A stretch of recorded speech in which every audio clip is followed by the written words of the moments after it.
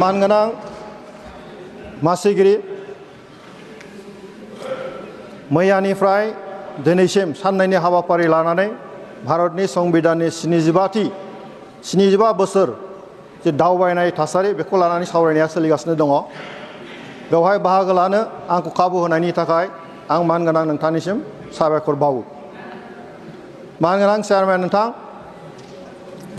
जे जाय सुबुंफ्रा भारत संबिधानखौ दानो थाखाय खामानि मावदोंमोन, बेनि गेजेरावहाय मानगोनां जोंनि भारतनि संबिधानखौ दागिरि डक्टर बि.आर. आम्बेडकारजों लोगोसे गासैबो कन्स्टिट्युएन्ट एसेम्ब्लिनि मानगोनां बिथांमोनखौ आङो साबायखर बावो।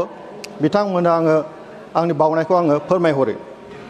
दिनै बे हाउसआव आङो फोरमायनो लुबैदों, जोंनि आसामनिफ्राय क'क्राझार लक सभानिफ्राय सासे सुबुं, जाय सुबुङा धरनीधर बसुमतारी, बिथाङा कन्स्टिट्युएन्ट एसेम्ब्लिनि सासे सोद्रोमामोन।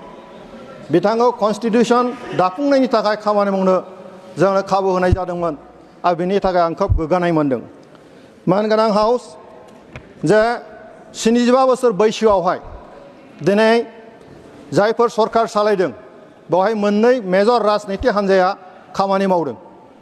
मोनसेया जाबाय कंग्रेस पार्टी आरो मोनसेया जाबाय बिजेपि पार्टी। कंग्रेस पार्टीया 55 बोसोर खामानि मावनो खाबु मोनदों आरो बै समनिफ्राय आं बड'लेण्डनि सासे ट्राइबेल हिसाबै नैबेवहाय प्रतिनिधि हिसाबै फैनो हादों।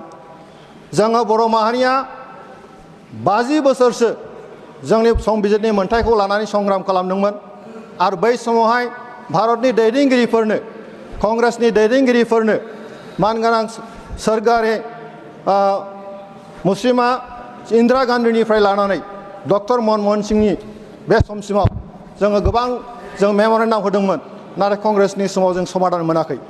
नाथाय आं साबायखर बावगोन जोंनि भारतनि आगुनि गाहाय मन्त्रि मानगोनां रुंसारि अटल बिहारी वाजपेयी, आगुनि deputy prime minister LK. Advani, बिथांमोननि दैदेननायाव जोंनि बर'फोरनि रावा 8 सिडुलाव हाबनो थाखाय जों खाबु मोनदों आरो बिथांमोननि दिननिफ्रायनो जोंनि बर'फोरनि जे जेंना बे सुस्रांनायनि खामानिया जागायजेनदों।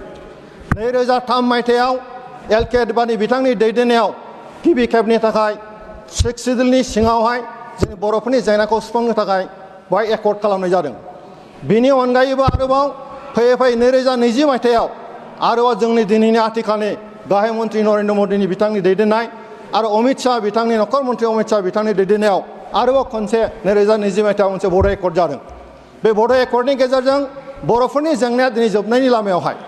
दा बे थासारिनि थाखाय गासैबो जोंनि बर' माहारिया दिनै मानगोनां नरेन्द्र मदिनि फारसे जोंहा अननाय दं, सिबिनाय दं आरो मोनसे फोथायनाय दङ जे बिजेपिनि दैदेननायाव दिनैहाय भारत सरकारा जोंनि ट्राइबेलफोरनि फारसे दिनै खामानि मावगासिनो दङ आरो बुंनो थाङोब्ला बड' एकर्डआ नर्थ इस्टल' नङा, गासै हादरावनो बे सुक्तिया जोंनि सोमावसारारि हान्जाफोरनि थाखाय मोनसे मोजां थासारि दिनै लाबोदों। जे सुक्तिखौ फल' खालामनानै दिनै गोबां जोंनि माखासे आन्दलनकारिफ्रा दिनैहाय मेइन स्ट्रिमजों जगाजग जादों, सुक्ति जादों आरो गोजोन थासारिया जोंनि गेजेराव फैदों। दिनैहाय बे बड'लेण्डनि सुक्तिनि गेजेरजों ओनसोलाव गोजोन थासारि फैबाय। ओंखायनो दिनै आथिखालाव जोंनि बर' माहारिया बड'लेण्ड ओनसोलनि आइआफा रायजो राजाफ्रा दिनै जों गोजोनखौ मोनबाय आरो बियो जानो हादों नरेन्द्र मदि बिथांनि दैदेननायाव, मानगोनां अमित शाह बिथांनि दैदेननायाव। आरो बिनि थाखाय जों रोजा रोजा साबायखर बावो। मानगोनां हाउस, बे बाथ्राखौ आं फोरमायनो लुबैदों जे जोङो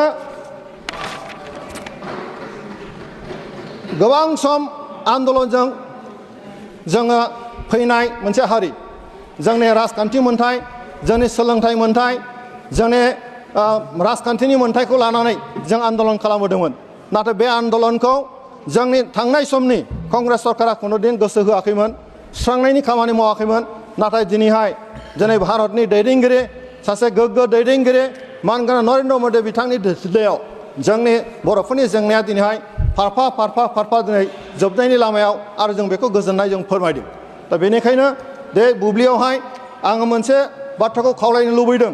जोंहा मोनसे फोथायनाय दङ जे फैबाय थानाय समावहाय थांनाय 2020 मायथाइयाव जि एकर्ड जानाय, बेवहाय जोंनो 125 एमेन्डमेन्ट 125 एमेन्डमेन्टखौ थाबैनो जोंनि हाउसआव लाबोनानै बिनि जेंनाखौ सुस्रांनानै होनांगौ।